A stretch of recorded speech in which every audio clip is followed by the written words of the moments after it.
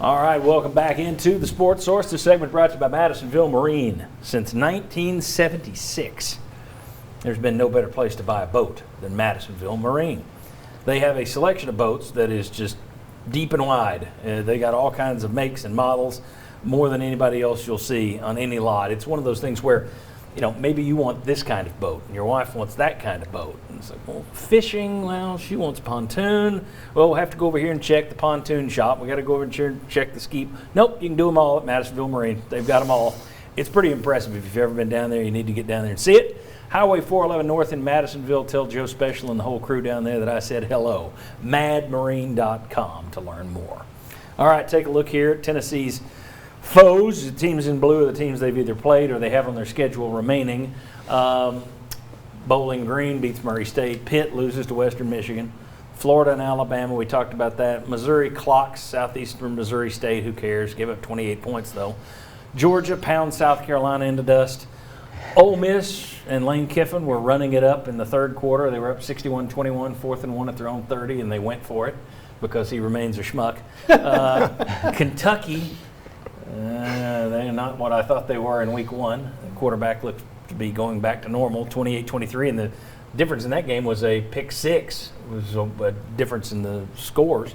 South Alabama, who Tennessee will play later, beat Alcorn State.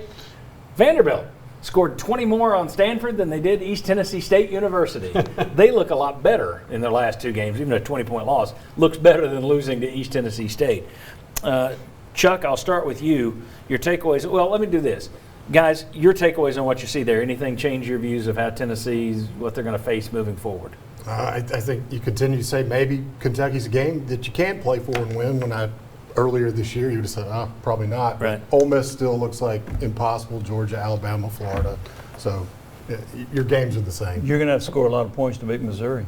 I think Missouri's offense is pretty good. I think Connor Bazelak's a nice player. Tyler Beatty's having a heck of a year. I think their offense is really good under Eli Drinkwitz. Okay. Yeah, some of those teams, back to Kentucky, like a close one against Chattanooga after beating Missouri, to me it's a reminder that week in, week out, you don't know exactly what these teams are going to be. So if you're saying, hey, can we split some of these games, that's what I think you're trying to do to get to bowl eligibility. Chuck, I don't want you to tip your hand, but you're going to be making the picks in the next segment. But give me your thoughts. You weren't in the segment earlier when we talked about Florida. Your thoughts on what you saw Florida, Alabama yesterday. Well, I'll tell you what, the missed extra point really came back to hurt Florida because when they went for two, it looked like a botched two-point conversion, but Dan Mullen said it was a missed assignment.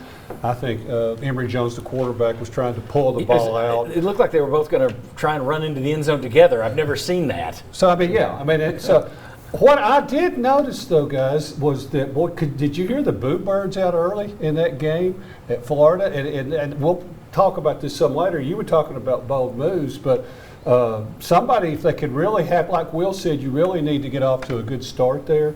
But Dan Mullen is so good about scheming on those slants and screens. And so many times in the past, I've been concerned about Florida's front seven. I don't think I'm as concerned about that now because that's dominated Tennessee before. But I tell you what, it would be a tall task, and definitely impressed with what Florida put on the field. Tennessee so far this year, they're 38-0 is what they're doing to their opponents in the first quarter of games. I think that's going to be a different first quarter this week at the Swamp than what we've seen here against a couple of lesser foes. But they've done well in first quarters so far, so maybe you can get a little confidence going, get the crowd down there to grumble a little bit.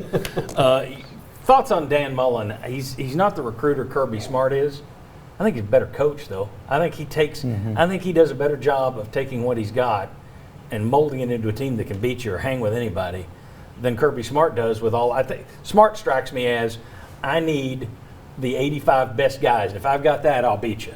Whereas Mullen doesn't have to have that, especially on offense. Yeah. I think whoever the quarterback is, he's going to find a way to make them productive. And even though he had Felipe Franks, and golly, won a lot of games with him even before Trask took over. But go back to Dak Prescott or Nick Fitzgerald, Mississippi State, whoever he's had, he finds a way to play to their strengths and get them to be productive. I'm really impressed with what he does on offense. Richardson has looked electrifying when he's been on the field, but clearly he prefers Emory Jones. Who should he be going with? What if you're Tennessee? Are you hoping it's all Emory Jones? Do you not want to see Richardson? Are you hoping that, maybe he did that backflip and twinged his hamstring a little bit? What are you wanting if you're Tennessee? It's hard to say just because I look at number 20 for them that averaged 9 yards a carry yesterday. Right now it doesn't matter to me because I'm looking at the most concerned area I am is that offensive line against us and just moving the line of scrimmage. Through 3 games, they've averaged 7.5 yards per rush attempt, and that's Florida Atlantic, South Florida, Alabama. There's not a Tennessee Tech or a Bowling Green in that. And so many times in the past, it seems like Tennessee has been miserable about setting the edge on defense against Florida. Will you agree with that, Will? Yeah. I mean, Yeah. that has been a key fact in them just being able to run up and down the field. And you have to change some of these trends to be able. That's why you've lost to Florida 11 straight times. 3 of them should have won, at least 3. Well, not 11 straight. You beat them 16, yeah. 16, Yeah, yeah. 2016. 15 out of 16. 15, yeah.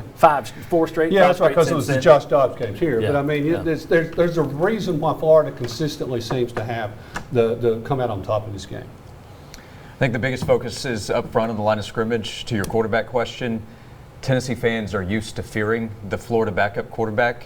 This is the most talented backup quarterback that they've had to fear. That's a great point. If you go back through history, there have been a Yeah. lot of times their backup quarterbacks come in and bitten Tennessee in the rump. All right. We'll come back and see whose rump was spanked this past week. When we look at the Beat the House standings, that's next on the Sports Source. Come on back. I better stand up.